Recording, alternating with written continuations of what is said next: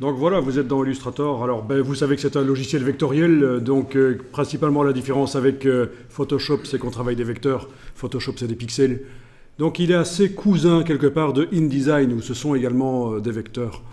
Dans les deux, Illustrator et InDesign, vous pouvez importer des images et les mélanger aux vecteurs, en quelque sorte, mais c'est majoritairement des vecteurs. Alors, on va faire quelques petites opérations dans Illustrator pour voir un peu quelles sont les caractéristiques vraiment intéressantes de Illustrator. C'est extrêmement vaste, Illustrator. Contrairement à ce qu'on pourrait croire, c'est 2 fois plus complexe que Photoshop.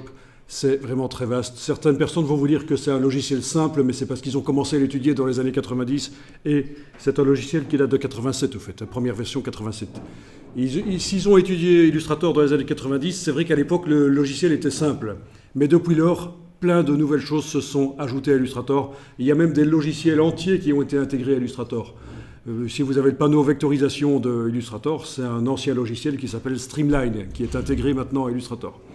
La 3D dans Illustrator, qui n'est pas très bonne, mais c'est un ancien logiciel qui s'appelait Dimension, qui a été intégré à Illustrator. Donc c'est très très vaste, et si vous aimez Illustrator, c'est vraiment intéressant professionnellement de le connaître, parce que généralement ça rebute les gens, ils préfèrent Photoshop.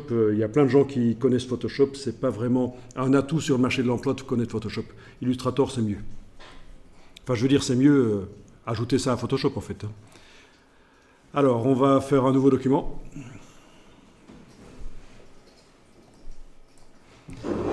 Donc, nouveau document, on va démarrer d'un document pour l'impression. Alors, on va faire un format A4 horizontal, donc portrait. Pardon, pas portrait, paysage.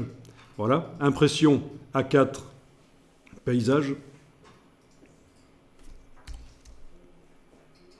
Alors, ici, si vous avez déjà cliqué sur OK, sur Créer, c'est pas grave. Mais je vous montre qu'à cet endroit-ci, dans les options avancées, on a la possibilité de travailler en RVB ou en CMJN. Alors, ceux qui sont depuis longtemps dans le monde du graphisme vont vous dire qu'il faut toujours travailler en CMJN si c'est pour l'impression. Ça fait 15 ans que Adobe dit qu'il vaut mieux travailler en RVB, même si c'est pour l'impression. Comme ça, vous faites des illustrations avec des couleurs qui peuvent être vives. Alors, bien sûr, les couleurs saturées vives, quand elles vont être sorties chez l'imprimeur sur la presse avec les encres offset standard, basiques et économiques, les illustrations seront un peu plus ternes. On va perdre la saturation des couleurs. Par contre, l'illustration que vous avez faite dans Illustrator, elle sera affichable sur un écran, sur des tablettes, sur des smartphones avec les couleurs vives. C'est ça l'intérêt.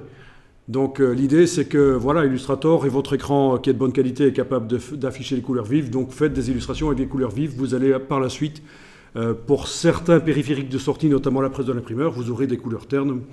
Mais ce n'est qu'un des périphériques possibles à notre époque. Voilà.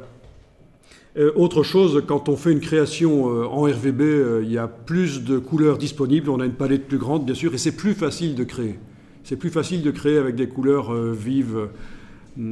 Donc voilà pourquoi ici, mode colorimétrique, couleur RVB. Si vous avez oublié de le faire, c'est pas grave, vous n'avez pas modifié ici, vous n'avez pas déployé les options avancées, vous avez cliqué sur créer. Il est encore possible de modifier ça par la suite. Donc, dans le menu Fichier, mode colorimétrique du document, c'est là que vous avez la possibilité de faire passer le document en couleur RVB. Donc, pour l'instant, il est indiqué CMJN ici, sur la barre de titre, et si on modifie là, ça va le faire passer évidemment en RVB.